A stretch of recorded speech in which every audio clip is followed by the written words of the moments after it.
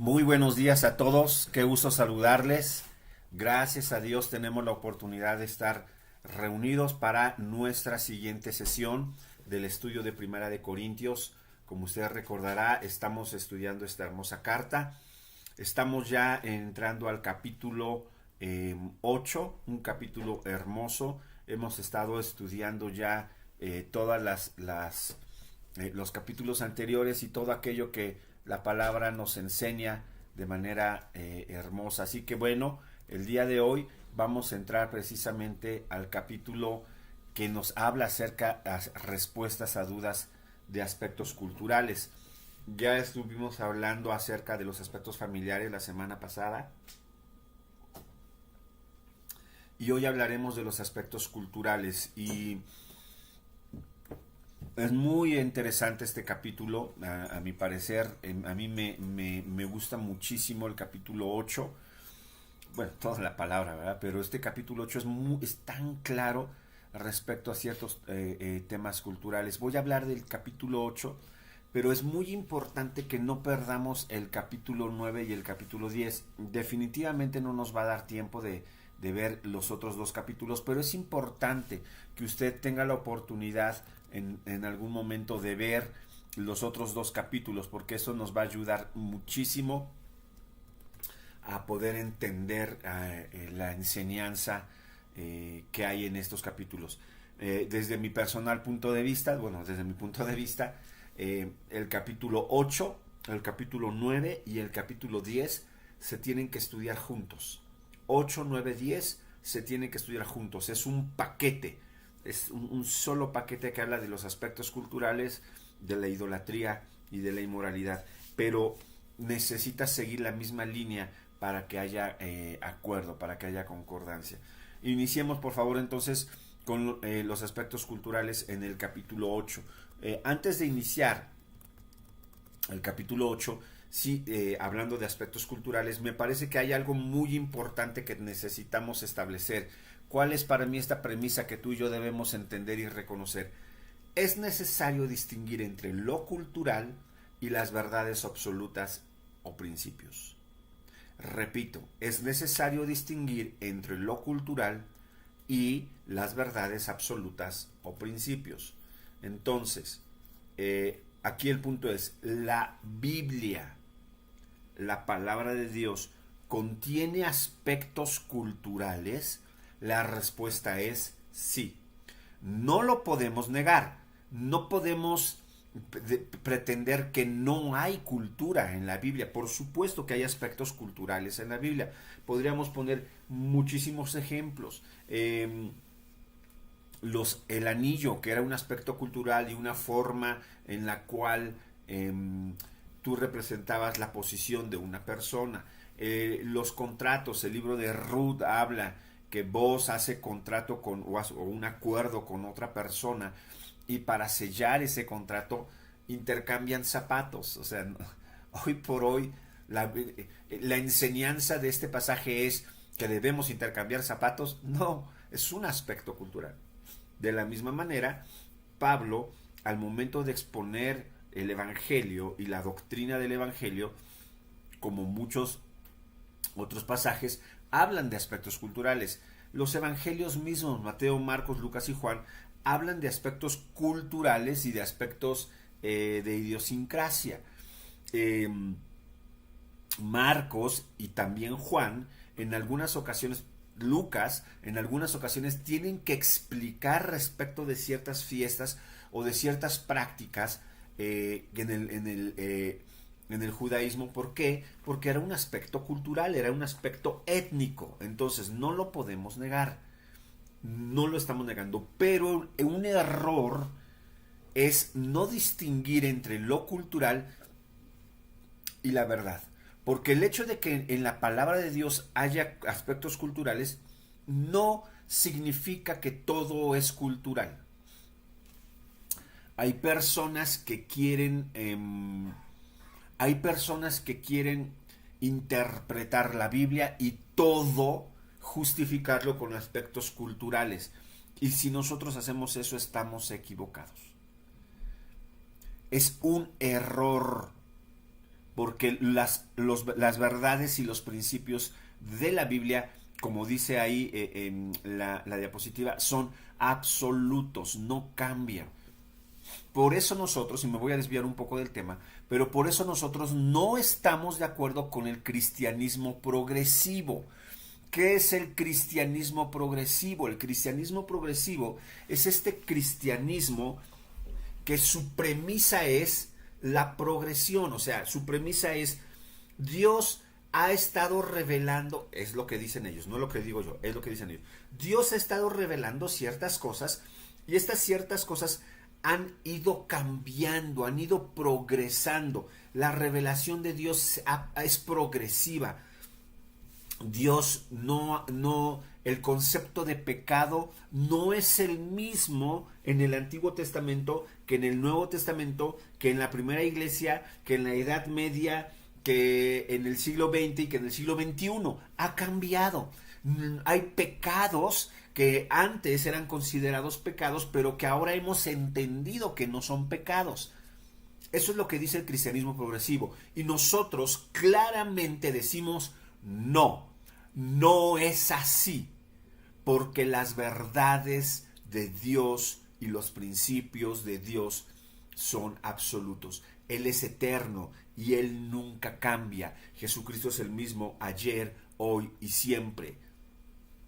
Toda buena dádiva, todo don perfecto descienden de lo alto, del Padre de las luces, en el cual no hay mudanza ni sombra de variación. Él es el mismo. Los principios de Dios no han cambiado. Lo que sí tenemos que ver entonces es cómo los principios de Dios tenían una aplicación en el contexto cultural. Pero eso es muy distinto a que ha cambiado. No voy a entrar más en tema porque nos vamos a desviar de nuestro propósito, que es estudiar 1 Corintios capítulo 8, aspectos culturales. O si es que nada más recuerde esto, no estoy entrando en detalle, pero ¿cómo puedo definir o cómo puedo diferenciar un aspecto cultural en la Biblia de una verdad absoluta en la Biblia? Ok, en muchas formas, hay varias formas, pero solamente le voy a dar dos ejemplos o dos consejos. El primero, la verdad absoluta siempre está repetida en la Biblia. El principio cultural no. Mencioné ahorita el libro de Ruth. En el libro de Ruth se menciona a Boaz, que hace un pacto con otro hombre para redimir a Ruth. ¿Cuál es la verdad absoluta? La redención. Boaz redimiendo a Ruth. ¿Eso se repite en otras partes de la Biblia? La respuesta es sí. Dios diciendo a través de los profetas, yo te he comprado, yo te he redimido, tú eres mi pueblo, yo te he rescatado. Jesús mismo diciendo, yo doy mi vida por ustedes. Pablo diciendo, aún siendo pecadores, Cristo murió por nosotros. El principio de la redención es una verdad absoluta. ¿Cuál es la verdad cultural? Que intercambiaron un zapato para sellar la redención. ¿Se repite en el Evangelio? Perdón, ¿se repite en la Biblia? No, no se repite. No es una verdad que se repita en las Escrituras.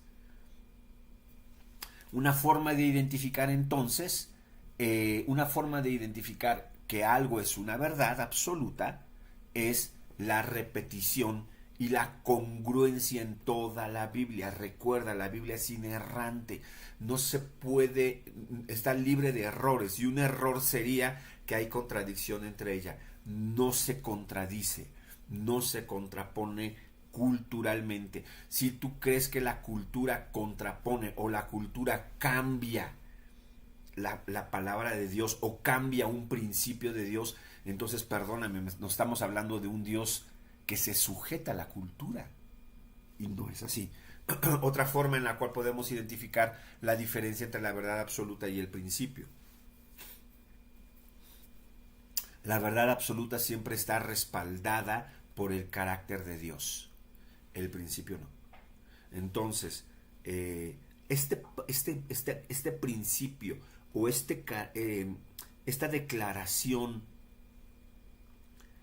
está respaldada por el carácter de Dios, por un atributo de Dios, por las perfecciones de Dios. Sí, ok, entonces es una verdad absoluta. Ok, esto que estoy leyendo está respaldado por el carácter de Dios y es algo que Dios en su carácter quiere que haga eternamente o toda la humanidad. No, ok, entonces es un aspecto cultural.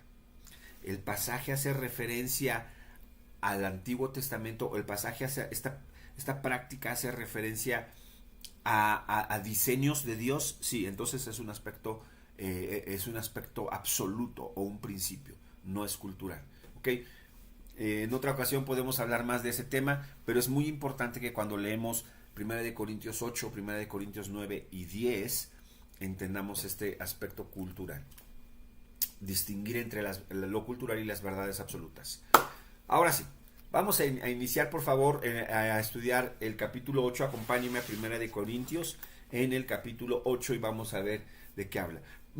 Para una explicación o para un estudio más adecuado, he dividido la forma en la que se presenta la enseñanza en 1 de Corintios de manera sistemática. Es decir, sí vamos a estudiar todos los pasajes, pero los pasajes serán estudiados sistemáticamente para ver de qué hablan. Ok, primero habla acerca de los aspectos culturales.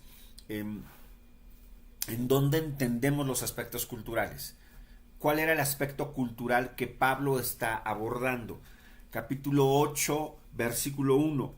En cuanto a lo sacrificado a los ídolos, sabemos que todos tenemos conocimiento. El conocimiento envanece, pero el amor edifica. Dice en cuanto a lo sacrificado a los ídolos. Ahí está el aspecto cultural. Pablo claramente dice, bueno, ustedes me hicieron una pregunta respecto de lo sacrificado a los ídolos. Ok, en cuanto a lo sacrificado a los ídolos, ¿alguna vez más habla acerca la Biblia o todo el pasaje acerca de lo sacrificado a los ídolos? La respuesta es no, solamente en el capítulo 10, pero eso lo estudiaremos después. Ok, entonces primero habla del aspecto cultural en el versículo 1. Me voy a saltar hasta el versículo 4. Acerca pues de las viandas que se sacrifican a los ídolos, sabemos que un ídolo nada es en el mundo. Ok, habla acerca de las viandas. Ok, bueno, ya. Primero me dijo, mira, hay un problema en el versículo 1, que es lo sacrificado lo sacrificado a los ídolos. ¿Cómo que lo sacrificado a los ídolos? No entiendo. Ok, en el versículo 4 me dice, estamos hablando de las viandas sacrificadas a los ídolos. Ok. ¿Y cuál es el problema con las viandas? Viandas es todo tipo de ofrenda. Puede ser comida, puede ser trigo, puede ser flores, puede ser piedras preciosas, puede ser aceites, ungüentos. Era todo aquello que se sacrificaba a los ídolos. Ok, ¿y cuál es el problema? Versículo 7 lo dice. No en todos hay este conocimiento, porque algunos habituados hasta aquí a los ídolos comen como sacrificado a ídolos. Ok, ya nos dijo el apóstol Pablo cuál es el problema del aspecto cultural. Y este es el problema, dice Pablo, mira, ustedes están teniendo discusiones en la iglesia por lo sacrificado a los ídolos. ¿Por qué? Porque era costumbre cultural en esta época que cuando se sacrificaban viandas o se entregaban viandas, entiéndase ofrendas, a los diferentes dioses.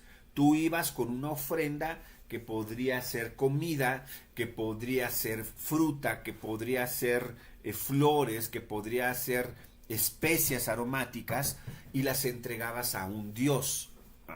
Estamos hablando de idolatría. Lo entregabas a cualquier otro dios. Una vez que se entregaba a este dios, pues evidentemente, por ejemplo, estamos hablando de el templo del dios Zeus, déjame poner este ejemplo, o el templo de la diosa Diana, ¿no? Tú ibas y vendías comida, ofrendabas comida, ofrendabas especias aromáticas, ofrendabas especias de alimento. y las entregabas. El problema era que, el templo de esta diosa Artemisa dice, ok, gracias por la ofrenda, pero esto a cómo me ayuda a sobrevivir. Entonces algo muy común que se hacía cuando la gente no ofrendaba dinero, sino ofrendaba viandas, es que estas viandas se mandaban al mercado y en el mercado se vendían. Entonces en el mercado había algunos puestos en los cuales se vendían las viandas que venían de los templos, del templo de Artemisa, del templo de Zeus, de lo sacrificado a los ídolos, ¿ok? Entonces usted iba y era más barato, o sea, no era lo mismo comprar un kilo de carne para asar a 200 pesos en el local de este lado que en el local del otro lado, que era el local en donde se vendía la carne que venía del templo de la diosa Artemisa, que te lo vendían a 100 pesos. ¿Ok? Había mucha diferencia. Entonces, ese era el aspecto cultural. En el mercado hay gente que vende cosas que su proveniencia o su origen es de alguien que sacrificó algo, alguien que entregó una vianda a un ídolo. Y esa vianda entregada a un ídolo siguió un caminito comercial y llegó al mercado. Y yo como cristiano voy y lo compro. Y ese es el problema. Ese es el aspecto cultural. Yo como cristiano fui al mercado y compré en el puesto en el cual están vendiendo comida y a lo mejor yo no lo sé si esa comida proviene del señor ganadero o proviene perdón, de lo sacrificado de una vianda entregada a la diosa Artemisa. Había dudas. ¿Y de dónde viene esto? ¿No? O sea, ¿cuál es la procedencia de esto? Ese es el problema cultural que está sucediendo aquí. Ok. Una vez que Pablo ha definido y nos ha explicado cuál es el aspecto cultural, continúa y nos habla acerca de las verdades absolutas. Acuérdate, es importante diferenciar entre los aspectos culturales y las verdades absolutas. Esto es lo que culturalmente estaba sucediendo. Ok, ahora Pablo dice, ¿cuáles son las verdades absolutas que hay en este tema? Las aborda muy claramente en el capítulo 8, desde el versículo 4. Del 4 al 6. Voy a leer desde el 1. Desde el versículo 4. Dice, acerca pues de las viandas que se sacrifican a los ídolos, ya no digo, ya eso ya habíamos leído, sabemos que un ídolo nada es en el mundo y que no hay más que un solo Dios. Pues aunque haya algunos que se llamen dioses, sea en el cielo o en la tierra, como hay muchos dioses y muchos señores, para nosotros, sin embargo, solo hay un Dios, el Padre, del cual proceden todas las cosas, y nosotros somos para Él, y un Señor Jesucristo, por medio del cual son todas las cosas, y nosotros por medio de Él. Dice Pablo, a ver, hay una verdad absoluta. ¿Cuál es esa verdad absoluta? Un ídolo nada es en el mundo y no hay más que un Dios. Pablo dice, a ver, Artemisa, Zeus, todos estos dioses, ¿existen? ¿Son algo? ¿Son alguien? Y la respuesta de Pablo es, no. La verdad absoluta es que hay un solo Dios, que es creador del cielo, nuestro Padre Celestial. Y hay un solo Señor, Jesucristo, del cual proceden todas las cosas. De Jesucristo, por medio del cual son todas las cosas, y nosotros por medio de Él, o a través de Él. Pablo lo que está diciendo aquí es, la verdad absoluta es que no existen tales ídolos. Esos ídolos son nada.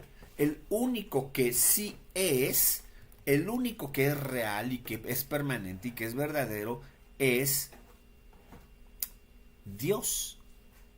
Dios es real, Dios es verdadero y Dios es el único existente.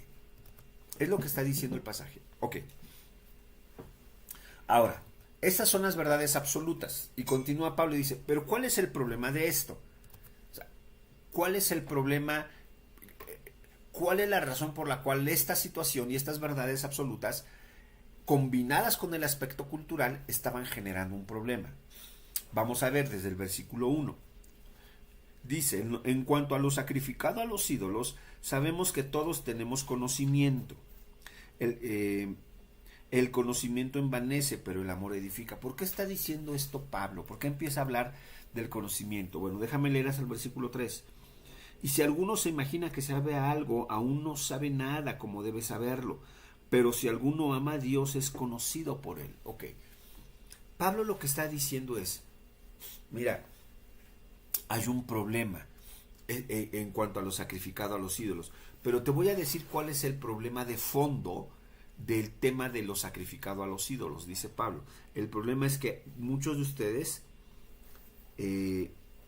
sabemos que todos tenemos conocimiento, pero el conocimiento envanece y el amor edifica. Lo que está queriendo decir Pablo aquí es, el problema es que muchos de ustedes tienen conocimiento, pero este conocimiento solamente los ha envanecido, no los ha llevado al amor, no los ha llevado a tener una actitud correcta con sus hermanos. El amor edifica, pero el conocimiento sin amor solamente envanece. ¿Qué es lo que está queriendo decir Pablo? No estudies y no te prepares. Por supuesto que no está queriendo decir eso. Lo que está queriendo decir Pablo es, el conocimiento sin amor te lleva solamente a envanecerte. Como aquellas personas las conoce, que tienen mucho conocimiento, que saben mucho, que tienen mucha información de la Biblia, pero su trato es tan desagradable, su trato es tan, no sé si entiendan la expresión, pero algunos decimos como mirando hacia abajo, como mirándote inferior a ellos, porque yo sí sé mucho y tú no sabes, porque yo sí tengo conocimiento y tú no, porque yo soy el que te enseña a ti. Y Pablo dice, eso es envanecimiento. El mucho conocimiento envanece, no porque sea malo, sino porque no hay amor. Cuando hay amor es edificante, pero cuando no, envanece. Y Pablo continúa aquí mismo y dice, mira, si tú te imaginas que sabes algo, no sabes nada como debes saberlo. Lo que está diciendo Pablo es, no, ustedes no saben, no tienen conocimiento. No, lo que está diciendo Pablo es, tú que dices tener conocimiento, en realidad no lo tienes como debes saberlo. O sea, sí tienes conocimiento, pero el conocimiento que tú tienes no lo tienes como deberías tenerlo, porque el conocimiento te ha llevado a envanecerte, no te ha llevado al amor, no te ha llevado a la entrega, no te ha llevado a la comprensión, no te ha llevado a ese punto, no te ha llevado a conocer a Dios. El verdadero conocimiento te lleva a conocer a Dios, te lleva a ser como Dios. Y este tipo de personas definitivamente no eran como Dios. Lo vemos más adelante en el versículo 7. ¿Se acuerda que Pablo nos habló en algún momento en el versículo 7, de la verdad absoluta que está en medio de todo esto? Pero en el versículo 7 Pablo retoma el tema y dice, pero no en todos hay este conocimiento, porque algunos habituados hasta aquí a los ídolos comen como sacrificado a ídolos y su conciencia siendo débil se contamina. Aquí ya nos está hablando del problema. ¿Cuál era el problema? Dice, los ídolos no existen, los ídolos no son nada, solamente hay un Dios y Señor que es nuestro Padre. Pero no todos tienen este conocimiento. Este conocimiento, ellos al no tenerlo, cuando comen y se enteran de que esta comida que están comiendo o esta vianda llegó al mercado por medio del sacrificio de los ídolos, que alguien entregó a un ídolo. Entonces su conciencia, al ser débil, se contamina. ¿A qué se refiere su conciencia? Fíjate que no está diciendo que peca, no está pecando la persona, pero su conciencia, al ser débil, se contamina. ¿Qué es lo que está diciendo? Esta conciencia que dice, no puede ser, otra vez participé de este pecado y yo no quería participar, ya pequé, me equivoqué, no puede ser, Señor, perdóname. No. Y hay una carga de conciencia que se contamina y lo contamina. Pablo no está diciendo que pecó, Pablo no está diciendo que la persona hizo mal al comer. Pablo lo que está diciendo es que al no tener este conocimiento, la persona tiene una carga de conciencia que lo contamina. Versículo 8 lo explica con detalle. Si bien la vianda no nos hace más aceptos ante Dios, pues ni porque comamos seremos más, ni porque no comamos seremos menos. Pablo dice, a ver, mira, el problema no es la vianda, el problema no es lo que comiste, porque no hay comida que tú comas que te haga más, no hay comida que no comas que te haga menos, no hay una dieta que te haga mejor, dice Pablo. Ahora, estamos hablando del aspecto espiritual. Sabemos que hay comida que nos hace mal. O sea, eso queda claro. Pero Pablo no está hablando de aspectos dietéticos. Pablo está hablando de aspectos espirituales. Ajá. O sea, si algún hermano se basa en esto para decir, no, por eso yo le doy al cuerpo todo lo que quiera y todo lo que guste y todo lo que aman.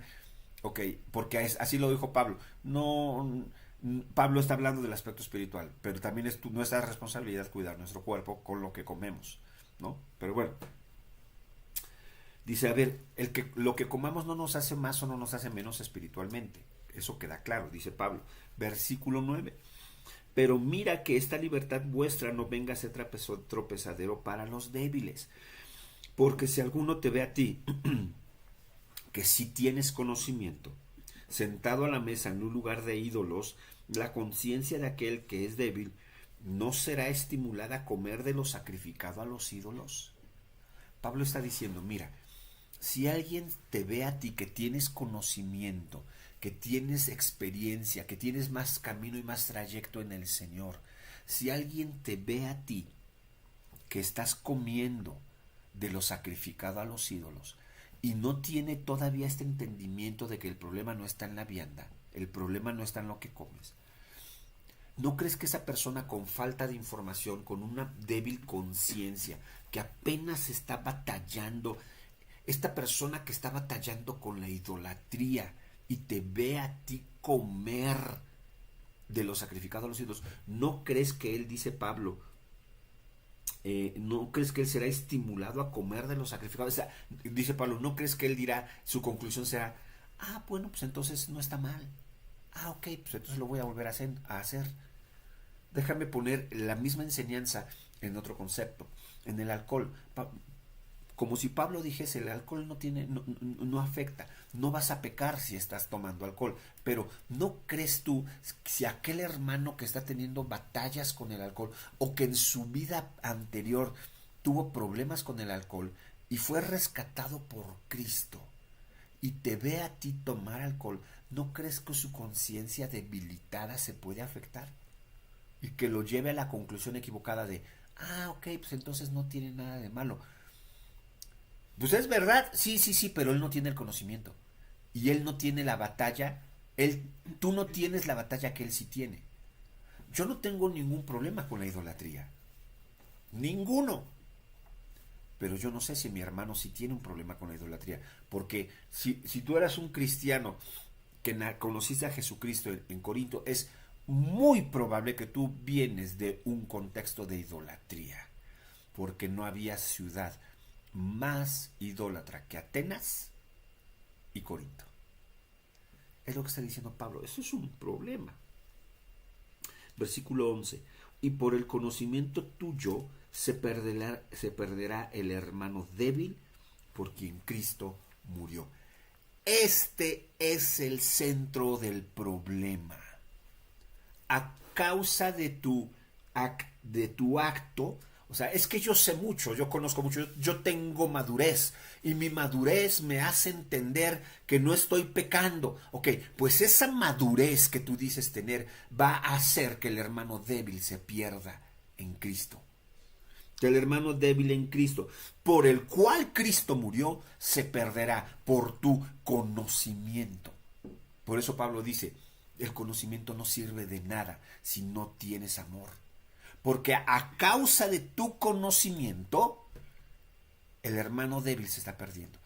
Ese no es mi problema. O sea, si él es, yo sé que no estoy pecando, tú no pasa nada. Ok.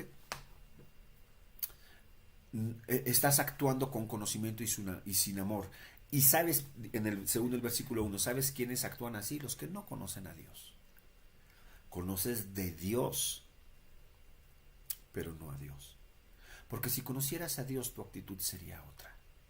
Si conocieras a Dios, tu relación sería otra. Qué fuerte es cuando conoces a gente que su bandera no es la bandera del amor de Dios. Su bandera no es la bandera del amor de Cristo. Su bandera es yo sé mucho. Y tú no sabes. Entonces eres débil, eres ignorante, yo tengo conocimiento. Y Pablo dice, tienes que cambiar tu bandera. Tu bandera es, yo sé que esto que estoy haciendo no es pecaminoso, no está mal. Pero si esto que estoy haciendo tú lo ves y no tienes el conocimiento y la madurez suficiente para entender que no es correcto, ok, entonces lo voy a dejar de hacer. No porque no porque estoy pecando, no porque esté equivocado, sino porque sé que no te va a ayudar. No lo voy a hacer. Qué importante es cómo cuidamos a los débiles en la fe, en nuestras conversaciones, en nuestros actos, en todo lo que hacemos. Hasta cuando hay una reunión en casa, cuando tengo un convivio con otros amigos o compañeros, debo tratar de entender quiénes son los débiles en la fe y ayudar. Pero es mi comida, es mi fiesta, a los demás que... Ok, Pablo dice, no, no es así. Ese es el verdadero problema. Ahora, ¿cuál es la solución? Capítulo 8, Pablo mismo lo dice en el versículo 12. De esta manera, pues, fíjate que el versículo 11 y 12 son fortísimos. De esta manera, pues, pecando contra los hermanos e hiriendo su débil conciencia, contra Cristo pecáis. Es decir, para aquellas personas que dicen, pues él es su problema, ¿para qué es tan débil en la fe? O sea, yo sé que no estoy haciendo nada malo. La cosa es el, ok, velo así, dice Pablo, no estás pecando contra él, estás pecando contra Cristo.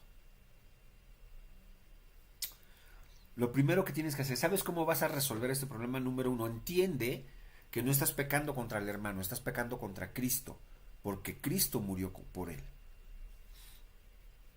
Versículo 13. Por lo cual, si la comida le es a mi hermano ocasión de caer, no comeré carne jamás. Híjole, qué fuerte lo que Pablo dice. Dice, no comeré carne jamás. Esa expresión, nunca mente. Comeré carne para no poner tropiezo a mi hermano. Dios me libre de hacer algo que ponga tropiezo a una persona. Mi conocimiento está moderado, déjame utilizar la expresión, por la debilidad del hermano. Es lo que está diciendo Pablo. Mi conocimiento está moderado por la debilidad del hermano. Esto es lo que Pablo está diciendo en este capítulo 8. Qué interesante es cómo Pablo nos muestra la importancia de los aspectos culturales. Ahora, Pablo hablaba de las viandas, porque es lo que estaba sucediendo en ese momento. Pero la pregunta aquí sería, La pregunta aquí sería, ¿cuál es esta situación de las viandas, cómo se aplicaría en nuestros tiempos? ¿Cómo se aplicaría en nuestros tiempos? A lo mejor con alguna práctica, a lo mejor con algún alimento, con el alcohol, a lo mejor con música, a lo mejor con, con ciertos aspectos que nosotros no podemos eh, englobar solamente en la comida. Pero la enseñanza es esa, que tenemos que hacerlo. Déjame terminar con esta parte porque creo que es muy importante que tú y yo lo entendamos. Pablo nos continúa con el capítulo siguiente, que es el capítulo 9, y sigue hablando de los aspectos culturales. Mi punto de vista es que muchas personas se han equivocado y han quitado o han puesto o han estudiado el capítulo 9 fuera del contexto del capítulo 8. Acuérdate que la ley o el principio del contexto en el estudio bíblico significa que todo texto sacado de su contexto es puro pretexto. Pero lo que te dice es que tú tienes que estudiar, número uno, el texto inmediato. ¿Qué es el contexto inmediato? ¿Qué es el contexto inmediato? Ok, si estoy estudiando un versículo, estoy estudiando un pasaje o una serie de versículos, ok, el contexto inmediato es los versículos que están arriba y los versículos que están abajo. ¿De qué venía hablando? ¿Por qué dijo esto? ¿Qué estaba diciendo antes para haber dicho esto? ¿Ok? Ese es el contexto inmediato, más cercano. Pero el segundo nivel de contexto es los capítulos. Es decir, ok, ¿por qué dijo esto antes y después de la declaración que estoy estudiando? Pero ¿qué estaba sucediendo? ¿En dónde estaban? ¿De qué estaban hablando? ¿Cuál era la idea? ¿Por qué salió este tema? ¿Por qué surgió? Y eso te lo dan los capítulos anteriores, anteriores y posteriores, los capítulos que están cercanos. Y después, ok, ¿y cuál es el objetivo del libro? ¿Por qué se escribió el libro? ¿Cuál era el propósito del libro y cuál es el enfoque que se le está dando? Y todo esto es el contexto. Ok. El capítulo 9 no se puede estudiar y entender correctamente sin el contexto del capítulo 8. Equivocadamente algunas personas, y es mi opinión, ven el capítulo 9 como si Pablo hubiera dado un golpe en la mesa, ¡pah!, y hubiera dicho, yo como apóstol tengo derechos. Y ese no es la esencia del capítulo. ¿Pablo habla de los derechos de un apóstol? Por supuesto que sí. Del versículo 1 al versículo 12, en Primera de Corintios, del versículo 1 al versículo 12, Pablo habla que tiene derechos. Dice, versículo 9, ¿no soy yo apóstol? ¿No soy libre? ¿No he visto a Jesús el Señor nuestro? ¿No sois vosotros mi obra en el Señor? O sea, está diciendo, oigan, yo soy apóstol. Si para otros no soy apóstol, para vosotros ciertamente lo soy. O sea, no me importa si los demás no me consideran apóstol. Ustedes saben que yo soy apóstol. Yo soy apóstol para ustedes. Le está hablando a los corintios. Porque el sello de mi apostolado sois vosotros. Contra los que me acusan está mi defensa. ¿No tenemos derecho de comer y beber? Está hablando de la necesidad de sustento. ¿No tengo derecho de traer con nosotros una hermana por mujer? ¿O solo yo y Bernabé no tenemos derecho de no trabajar? ¿Quién fue jamás soldado de sus propias expensas? ¿Quién planta viña y no come de su fruto? ¿Quién apacenta el rebaño y no toma leche del rebaño? ¿Digo esto como hombre? ¿No dice esto también la ley? O sea, Pablo lo que está diciendo es, yo tengo derecho a vivir del evangelio. Versículo 9, porque en la ley de Moisés está escrito, no pondrás bozal al buey que trilla. ¿Tiene Dios cuidado de los bueyes o lo dice enteramente por nosotros? Pues por nosotros se escribió, porque con esperanza debe arar el que ara y el que trilla, con esperanza de recibir el fruto. Pablo está diciendo, yo tengo el derecho de vivir del evangelio. Si nosotros sembramos entre vosotros lo espiritual, es gran cosa que seguimos de vosotros lo material. Derechos de un apóstol. Yo como apóstol tengo derecho de vivir del evangelio, de vivir, de sostenerme a través del fruto que genera la predicación del Evangelio. Es lo que está diciendo Pablo. Pero es muy... Y algunos se atoran ahí y dicen, sí, vamos a vivir. Sí, está bien. Sí, es una verdad absoluta. Pero Pablo primero dice, ok, espérame. ¿Cuál es la escala correcta? Versículo 2 al 16 dice, ok. No hemos usado este derecho, sino que lo soportamos todo por no poner ningún obstáculo al Evangelio de Cristo. Dice, yo de nada de esto, versículo 15, de nada de esto me he aprovechado, ni tampoco he escrito esto para que se haga así conmigo, porque prefiero morir antes de que nadie se desvanezca en mi gloria. Pues si anuncio el Evangelio no tengo por qué gloriarme, porque me es impuesta necesidad, y ay de mí si no anunciar el Evangelio. Pablo dice, oye, esto es mi derecho, pero no he abusado de él. Al contrario, lo que me mueve no son los derechos, lo que me mueve es la predicación del Evangelio. Yo he estado con ustedes para predicar el Evangelio. ¿Y cuál es la aplicación que tiene este pasaje? A partir del versículo 17. Por lo cual, si lo hago de buena voluntad, recompensa tendré.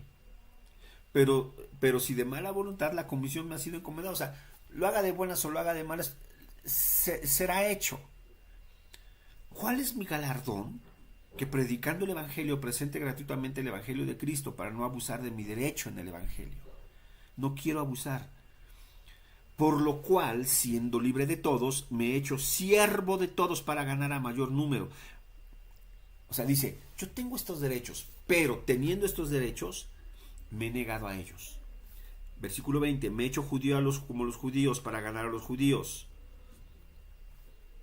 Como sujeto a la ley para ganar a los que están sujetos a la ley. A los que están sin ley como si yo estuviese sin ley. Me he hecho débil a los débiles para ganar a los débiles. Y esto hago por causa del Evangelio. El capítulo 9 está reforzando el capítulo 8. Pablo está diciendo, a ver, yo tengo derechos como apóstol. ¿Por qué está hablando de eso? Porque en el capítulo 8 ese era el problema. Las personas decían, ¿por qué voy a dejar de comer viandas? ¿Por qué voy a dejar de comer esto? O sea, ¿por qué? ¿Porque el hermano es débil? No, hombre, pues ese no es mi problema, ese no es mi culpa. O sea, si él es débil en la fe, pues que lo arregle con Dios. ¿Yo por qué voy a dejar de hacer esto? Capítulo 8, Pablo lo explica. Capítulo 9, Pablo dice, a ver, yo soy apóstol. Soy apóstol de Jesucristo y ustedes son la mayor evidencia de que yo soy apóstol. Y para ustedes yo soy apóstol, no me importa para los demás, para ustedes lo soy. Yo tengo derecho, yo tengo derechos de comer de ustedes, yo tengo derechos de vivir del Evangelio, sin embargo no lo he hecho. ¿Y sabes por qué no lo he hecho? No porque esté mal. ¿Sabes por qué me limito? Por amor a ustedes, porque no quiero ser tropiezo a ustedes. Por causa del Evangelio. Todo esto que yo me limito no es porque no tenga el derecho de hacerlo. Todo esto en lo que yo me limito no es por falta de derecho de hacerlo, es por amor. Y así lo quiero hacer con ustedes. Por amor.